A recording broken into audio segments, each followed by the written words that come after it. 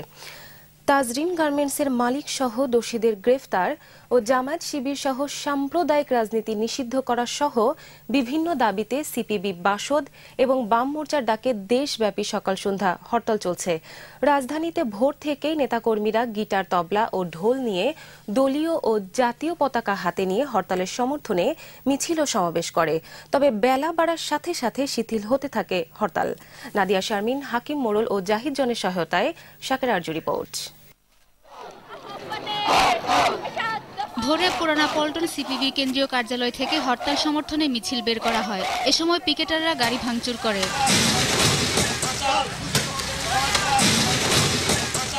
বাসদের সাধারণ সম্পাদক খালুকুজ্জামানের নেতৃত্বে একটি মিছিল পল্টন দৈনিক বাংলা প্রেস ক্লাব এলাকা প্রদক্ষিণ করে। পরে মিছিলগুলো পল্টন মোড়ে অবস্থান নেয়। এদিকে হরতালে সরকারি যান চলাচল না থাকার অভিযোগ করেন সাধারণ জনগণ। এত বড় হরতালে বিআরটিসির বাস বন্ধ চলে, আজকে আপনি একটা বিআরটিসির বাস দেখতে পাচ্ছেন।